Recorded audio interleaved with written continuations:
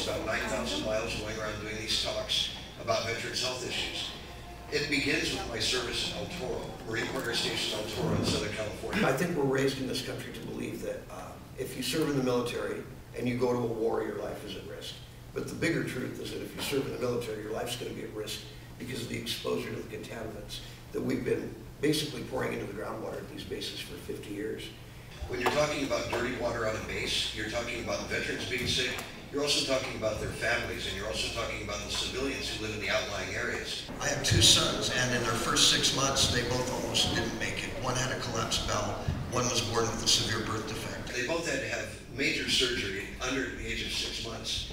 And 20 years later, as a reporter, I started discovering the truth and the reason, which is the TCE contamination at El Toro. The base where I had served in Southern California is an EPA Superfund site. That means it's terribly contaminated. That's why a lot of my friends have died from cancer. El Toro is a contaminated Marine Corps base. It's closed down now. It's off the, what do they say, out of sight, out of mind, right? And so it's gone. It's closed. They're trying to turn it into a housing community, which is a repulsive idea. And I look at the Marines as a microcosm of the bigger military. The Air Force and the Army, they're huge, and the Marines are this small thing.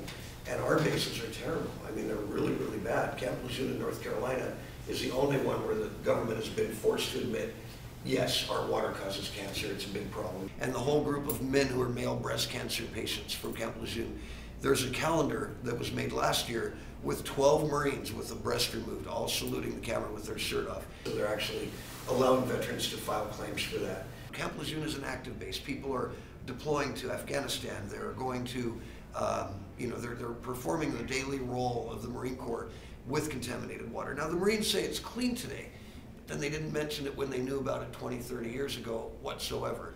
So the one thing that we know for sure is that we can't believe anything the Marine Corps says unless it's something critical, and even then it's probably padded and downplayed. But remember that TCE is only one of the chemicals that we're dealing with. PCE, perchloroethylene, tetrachloroethylene.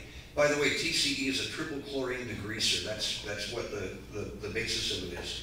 At El Toro, they would clean the discharge of the F4s and the A4s after they flew, and then it would just be dumped into the ground grates. While I'm on this road trip, riding my motorcycle around the United States, it's called Operation Red Dragonfly, I'm also gathering footage for a documentary on post-traumatic stress disorder and veteran suicide, which is something that, that's the here and now also with Iraq, Afghanistan, Vietnam, Korea, World War II. Each of these wars is still claiming lives. We also have a big issue with the Veterans Administration dispensing, prescription drugs to get people addicted in order to deal with PTSD. We don't think that's the answer. Well, the motorcycle ride, it's called Operation Red Dragonfly, and the purpose of this, again, is to raise awareness of the military health considerations. All these veterans are in such bad shape and they don't necessarily know why. We need clean water. We need people to be healthy. We need veterans to go on living. TCE, trichloroethylene, and I like to think that people know what that is, but I'd say that 90% of Americans don't know what TCE is, and I believe it's a product that was used at every single military base that we've got. So all of these things are feeding together, and they're reducing the numbers of veterans, and they're taking the health level down. We've got to fight against this. Agent Orange is a very serious problem. It's a dioxin chemical that was sprayed. It's a defoilant that was sprayed on the jungles of Vietnam. The Vietnam generation is too young to be ignored, and everyone who served in Vietnam knows how difficult that process has been to bring that forward. And now we've still got our Blue Water Navy veterans, and they're getting nothing. And the Air Force vets who served in places like Thailand, because they didn't have their boots on the ground in Vietnam, they get nothing. I want to thank you all very much for coming out today. Awareness is everything, and I appreciate your time tonight. Thank you all very much. It's an honor to be here.